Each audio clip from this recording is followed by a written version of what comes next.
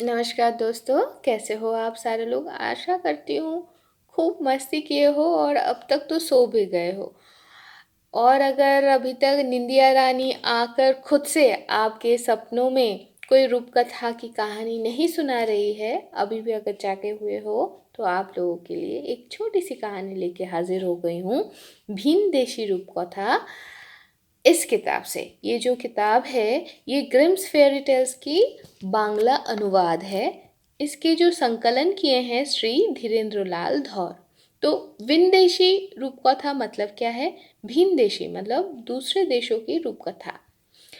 अच्छा, इस किताब की प्रकाशक कौन है? चलो देख लेते हैं। इस किताब को प्रकाश किए हैं किशोर भारती। और इसकी जो तस्वीरें बनाए हैं वो हैं श्री हरेंद्र चक्रवर्ती, श्री बरोदा प्रसन्न दास और श्री अशोक धर।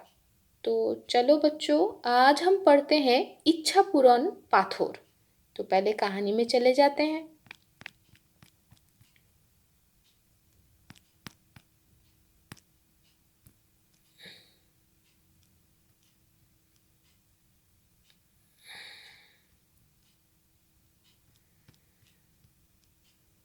हम हाँ पहुंच गए हैं। चलो देख लेते हैं। हाँ, इच्छा पूरन पाथर यानी कि इच्छा पूर्ति पत्थर। दुखीराम बोलकर एक व्यक्ति था। एक व्यक्ति तो था, सही में उसके अपने कोई नहीं था। दो चार जो भी पैसे थे उसके पास, वो सब कुछ लेकर एक दिन तीर्थ करने के लिए निकल पड़ा। तब के समय में तो रेलगाड़ी थी नहीं, तो इसीलिए वो पैदल ही चलने लग गया और खेत खलियान सब पार करने लग गया। ऐसे ही चलते चलते एक दिन वो ऐसे एक गांव में पहुंचा, जहां पर गांव के छोटे बच्चे, छोटे लड़के एक छोटी सी चुहिया को पकड़कर उसके पूंछ को धागे से बांधकर उसको नचने पे मतलब नचा रहे थे वो लोग। और वो चूहिया जो है वो भागने के लिए पूरा इधर उधर मतलब वो बेचारा तो कूदे जा रहा है, भागे जा रहा है, लेकिन वो भाग नहीं पा रहा है क्योंकि उसका पूंछ बंधा हुआ है धागे से। ये सब देखकर वो बच्चे ताली मारने लगे, ताली बजाने लगे और हंसने लगे। तो बच्चे बोले, अरे आ जाओ आ जाओ, देखो चूहिया का भी नाच देख लो।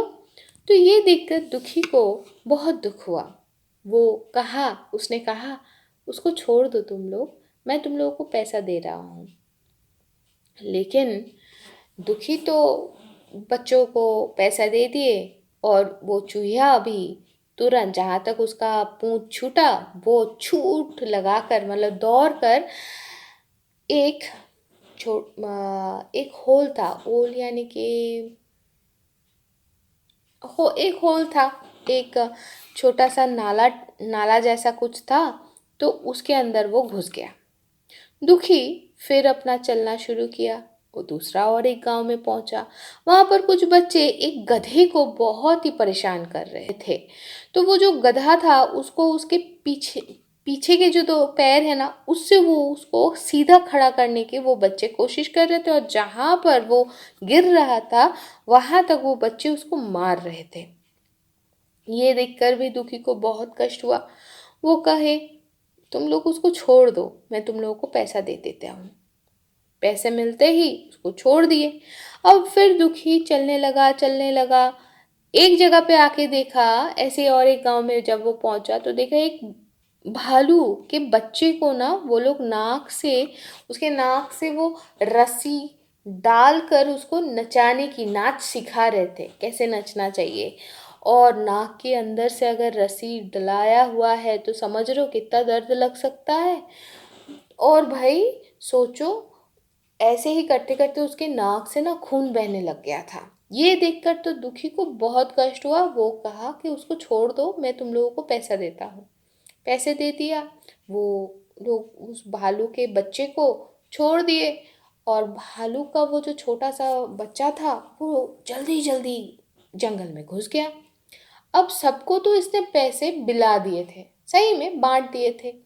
तो दुखी के पास कुछ पैसा था नहीं, पॉकेट पूरा पूरा खाली हो चुका था। तो वो सोचने लगा कि अब तीर्थ कैसे करूँगा। तो उसको सामने ही राजा का महल दिखा। तो दुखी सोचा कि चलो राजा जी के पास तो खूब सारा पैसा है, तो थोड़ा सा पैसा उनसे उधार ले लेते हैं, आकर फिर उसको उनको मैं स्रोत मतलब चुका दूंगा।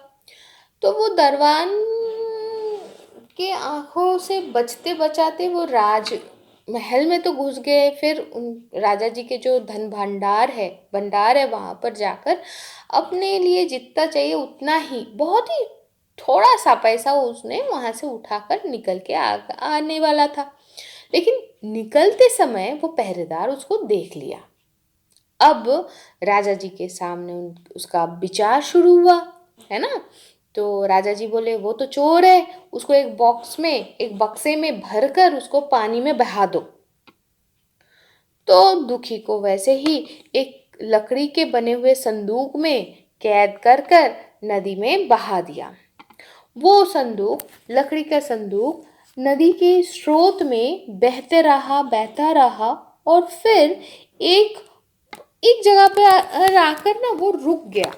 एक जगह पर आकर वो रुक गया और थोड़ी देर में उसको सुनाई पड़ा, हमारे दुखीराम को सुनाई पड़ा कुट कुट कुट कुट, मतलब कोई उस बक्से का जो ढक्कन है ना उसको काट रहा है।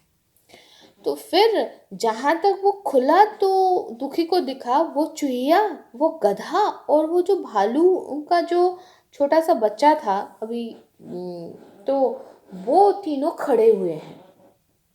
अब वो कितने दिन तक वो बहता रहा उसको तो मालूम नहीं है, क्योंकि ये बच्चा अभी मतलब जितना हमें पता चल रहा है कि वो अब वो भालू बच्चा नहीं रहा, थोड़ा बड़ा हो चुका था। तो अब वो भालू बोला कि वो भालू और बाकी सारे जो चूहिया और गधा सारे बोले कि आप हमें एक दिन बचाए थे और हम आपका वो उपकार भूले नहीं हैं। तो अब चारों लोग मिलकर चलना शुरू किए। कोई एक समय पे वो लोग नदी के किनारे जब पहुंचे तो वो भालू ना एक पत्थर उठा लिए और बोले ये इच्छा पूर्ति पत्थर है, आप इससे जो भी मांगोगे वही आपको मिलेगा। दुखीराम तब दुखी तब उसी पत्थर से तभी के तभी मांगने लगा, यहाँ पर एक मकान हो जाए, एक चमत्कार सा एक सुंदर सा बगीचा हो जाए, हाथी शाल में हाथी, घोड़ा साल में घोड़ा, और और गाड़ी गाड़ी हो जाए, सब कुछ हो जाए। तो तभी के तभी वहां पर मकान बन गया, बगीचा बन गए, हाथी घोड़ा गाड़ी सब कुछ हो गया। तो चारों दोस्त वहां पर सुख शांति से रहने लगे। तो उसी पथ से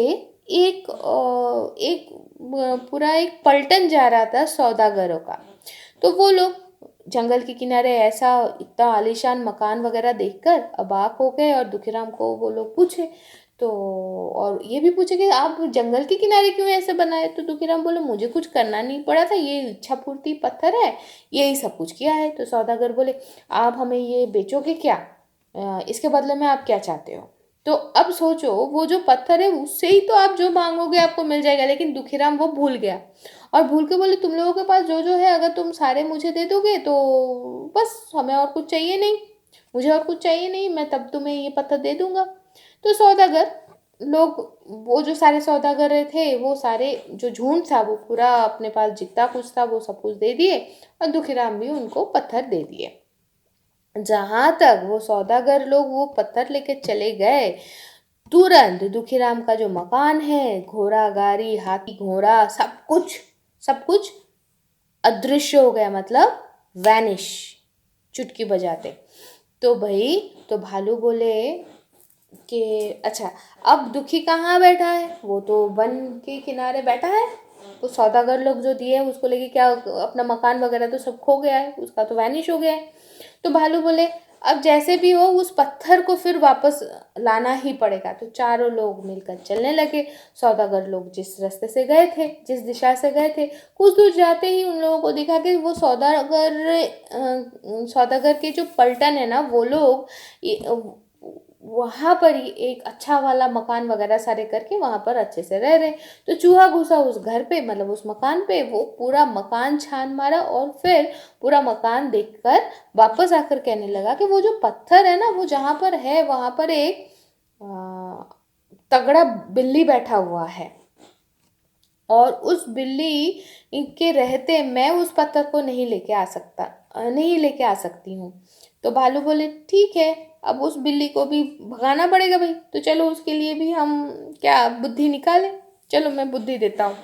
तो रात को जब सौदागर लोग सो रहे थे, तो चूहिया जाकर उसके नाक में काट तो दी उसने। तो सौदागर तो गुस्से में आग बबूला होकर बोलने लगा, ये बिल्ली जो है ये कुछ भी नहीं करता है, यहाँ पर बैठा हुआ है और पूरे महल में चूहों का राज चल रहा है, वो तो एक को भी नहीं पकड़ता है। ये कह के उस बिल्ली को वो मार कर भगा दिए घर से। अब चूहिया को आसानी हुआ, वो जहाँ पर वो पत्थर रखी हुई थी, इच्छा पूर्ति पत्थर, वहां से वो पत्थर लेकर धीरे धीरे उसको उसको पलटाते पलटाते, मतलब घुमाते घुमाते, क्योंकि वो तो उसको उठा नहीं सकते, उसको उसके शरीर में इतना बल नहीं है, तो उसको वो खिसकाते खिसकाते सामने की तरफ लेके आए। और कहाँ तक लेके आए, जो दीवार था ना, बगीचे के दीवार, वहां तक वो लेके आके पहुंचे। यहाँ पर वो जो गधा था, वो गधा खड़ा था, वो मुंह से उस पत्थर को उठाया और उठाकर उस दीवार के दूसरे हिस्से में वो पहुंच गया, मतलब दूसरे साइड में वो पहुंच गया। और वहां पर भालू, चूहिया और उस गधे को अपने ऊपर चढ़ाकर लगाया दौड़, चू करके दौड़ लगाया। और दौड़ते दौड़ते दौड़ते दौड़ते एक समय वो लोग उस नदी तक पहुंच गए। अब नदी तक तो पहुंच गए, अब नदी तक तो वो पहुंच गए। अब भालू इतना कुछ किया, इतना बुद्धि दिया है, तो भैया उसका बुद्धि भी बोलने लग गया। तो कहने लगा, हाँ कैसे मैंने बुद्धि दिया था, बोलो, हैं मेरे बुद्धि से ही सब कुछ काम हुआ कि नहीं। अब गधा तो मुंह से पत्थर पकड़ा हुआ था। हाँ, बेचारों बेचारों का दो हाथ नहीं है ना, मतलब उनका चारों ही पैर है, तो इसीलिए वो क्या करें। तो गधा कुछ बोल नहीं रहा था, तो वो बार बार पूछने लग गया। और फिर आखिर में वो गुस्से में आके बोले, तू तू जानता है मैं भालू हूँ, एक थप्पड़ से तुझे ठंडा कर दूंगा, हैं तो मुझे मेरा प्रश्न का तो उत्तर नहीं दे रहा है। तो तब गधा क्या करे भाई, तब वो बोले क्या बोलूं, मेरे मुंह में जो पत्थर है, जहां तक मेरे मुंह में जो पत्थर है बोले, तहाँ वहां तक वो पत्थर गिरा और नदी के पानी के अंदर टुप करके गिर पड़ा। तो अब गधा कहे, अब क्या होगा।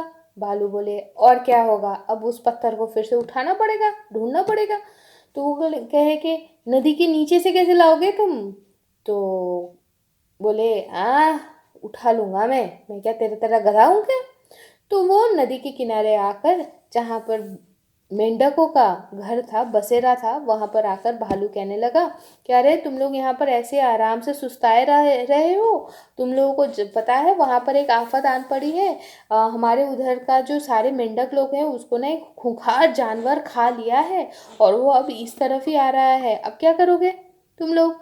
तो वो मेंढक लोग बोले, अब हम लोग क्या करें। तो बोले, अच्छा तो वो भालू बोले, तुम लोग एक काम करो, कुछ पत्थर ना जुगाड़ करके एक ऊंचा सा दीवार डाल दो, ताकि वो जो खूंखार जानवर है ना, वो इसको फांद कर तुम लोगों तक ना पहुंच पाए। ये सुनकर सारे मेंढक लोग सारे जगह से जितना पत्थर हो सके जुगाड़ करने लगे। पहले किनारे से सारे पत्थर ले लिए, फिर नदी के अंदर वो लोग गोता लगाना शुरू किए ताकि वो पत्थर उठा पाए। ऐसे अब वो लोग जो जो पत्थर निकालते जाए, हमारे भालू महाराज वो सारे उसको परीक्षण निरीक्षण करने लग गए। थोड़ी देर बाद एक समय ऐसा भी आया कि जब भालू को समझ में आया कि यही वाला पत्थर है जो इच्छा पूर्ति पत्थर है। तो वो उस पत्थर को ले लिया और फिर बोले, अच्छा अच्छा सुनो सुनो, और मत दीवार बनाने की कोशिश करो। मैं सोच के ये समझा कि इतना बड़ा दीवार बनाने के लिए बहुत ही मुश्किल होगा।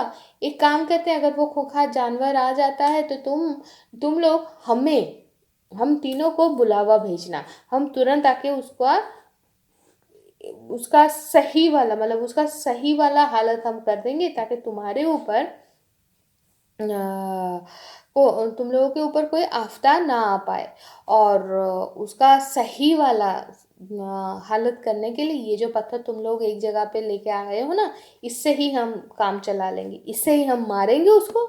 और तो ये सब सुनकर और क्या, वो लोग भी सोचे कि हाँ भैया ऐसा ही है। तो फिर वो तीनों दोस्त चुईया, गधा और भालू नदी के रास्ते से वो लोग चलने लगे और एक समय दुखी के पास वो लोग पहुंच गए। और पहुंचते ही दुखी को वो कहने लगे, ये लीजिए पत्थर, अब और किसी को आप दान में मत बिला देना, है ना। तो पत्थर हाथ में आते ही दुखीराम फिर से बोलने लगे, फिर से मेरा वही मकान हो जाए, ये वो जो जो मांगे थे वो सब कुछ मांग लिए। और फिर जो जो था वो फिर से उसको वापस मिल गया। तो दुखी बोले, भालू, गधा और चूहिया, तुम लोग भी मेरे परम मित्र हो, तुम लोग अब से मेरे साथ ही रहोगे। तो चार दोस्त वहाँ पर ही सुख शांति से रहने लगे। तो बच्चों, अच्छे इंसान को कभी भी दुख नहीं हो मिलता, वो सबके साथ हंसी खुशी जीवन बिताता। तो बच्चों, ये तो था कहानी यहाँ तक। लेकिन आज की कहानी से हमें ये पता चला कि कर भला तो हो भला।